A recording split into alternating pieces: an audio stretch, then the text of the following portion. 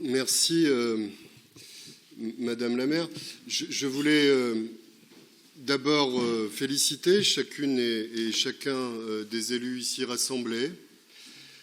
Nous le sommes au nom du suffrage universel.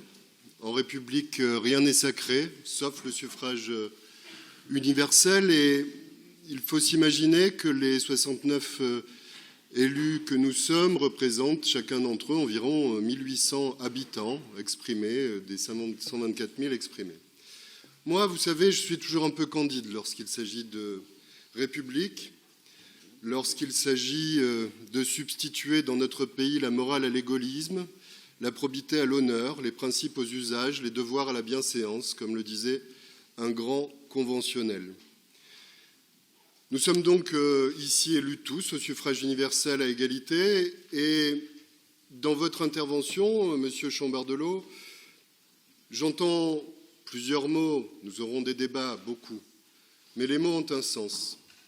Vous avez employé celui de forfaiture. Forfaiture, c'est dans l'Ancien Régime la rupture du serment féodal, je crois que nous l'avons dépassé depuis la Révolution française, donc j'entends donc son acception littéraire moderne, le manque de loyauté. Vous dites que ce serait Johanna Rolland, ses colistières, ses colistiers, qui permettent l'entrée de la France insoumise dans ce conseil municipal. C'est inexact. Ce sont les électeurs, au premier tour, au suffrage universel, qui ont décidé que la liste conduite par William Aucan entrait dans ce conseil municipal. Eh bien, le suffrage universel vaut pour tous. Leurs électeurs ne valent pas moins ou mieux que les vôtres. Et donc, il n'y a pas là forfaiture, il y a respect du suffrage universel, clarification du choix politique et, au terme de cette élection, un clivage droite-gauche qui, je l'espère, a éclairé les électeurs et continuera d'éclairer nos choix, vos choix, durant tout ce mandat. Après tout, j'entends bien la déception d'une fin de campagne, je peux la comprendre. Ça fait cette défaite à droite ou cette victoire à gauche, selon comment on le prend. Mais donc tout ça a été clarifié. Une deuxième remarque.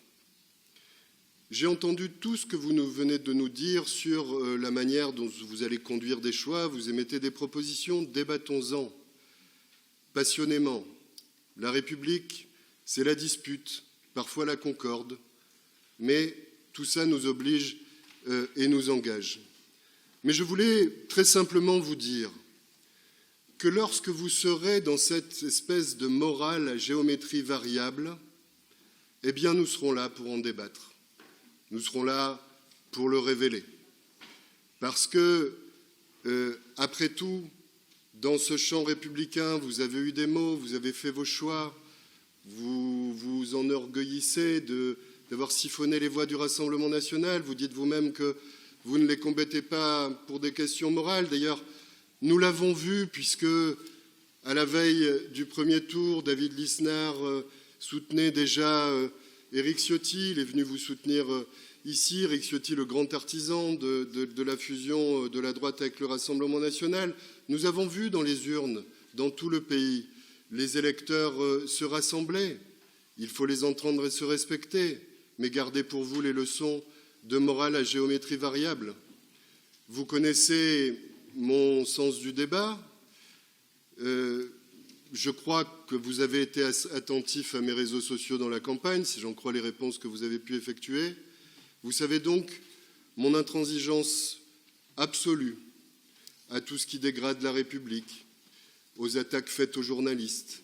Elle s'adresse à tous. Elle s'adresse au choix d'Éric Ciotti, de David Lisnard, aux propos de Jean-Luc Mélenchon lorsqu'ils sont indignes. Et vous nous trouverez sur votre route, si ici ou là, des propos outranciers se formulent, de la même manière que les collègues de la France insoumise nous entendront, si ici ou là, des propos outranciers se formulent.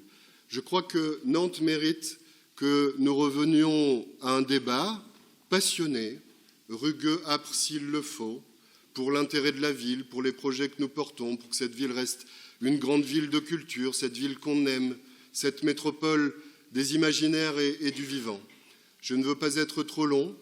Je pense aujourd'hui à Jean Philippot, élu maire de Nantes en 1945, prof à Clémenceau. Il a gagné à la tête au premier tour d'une liste d'union républicaine et résistante, antifasciste, disait-on à l'époque, à majorité communiste, disait-on à l'époque. Il a gagné au deuxième tour en fusionnant les listes socialistes et radicales. Vous comprendrez que cet écho est pour moi flatteur après que mon camarade Philippe Legrand a présidé cette séance d'intervention, mais 45 et 46, c'est encore autre chose. C'est le premier vote des femmes, après que Fernand Grenier, au nom du groupe communiste à l'Assemblée nationale, a arraché d'un amendement qu'elle puisse être élue et éligible dans les mêmes conditions que les hommes. Et donc, en 1946, il y a 80 ans, dans ce conseil municipal, dans la mémoire des Nantaises et des Nantais qui nous regardent, siégeaient les premières femmes élues. Odette Aubineau était pharmacienne, l'institutrice Louise Graveau était la doyenne de ce conseil. Elles étaient alors reléguées à des délégations et des tâches plutôt subalternes, restant dans le rang de la famille. Eh bien, je m'enorgueille que 80 ans après cela, notre ville soit présidée par une femme et qu'elle ait choisi une première adjointe comme femme. Je crois que c'est le sens de l'histoire. Je m'en félicite. Mes derniers mots iront, et vous le comprenez, à celles et ceux qui vont nous manquer. Mes amis Ali Rebou, Bassem Assé, Michel Cocotier et Émilie Bourdon, qui ont été de grands élus au service de la République et bien loin des polémiques. Je veux simplement conclure ces quelques mots en disant que, quelles que soient nos idées, nos débats passionnés, la République nous regarde.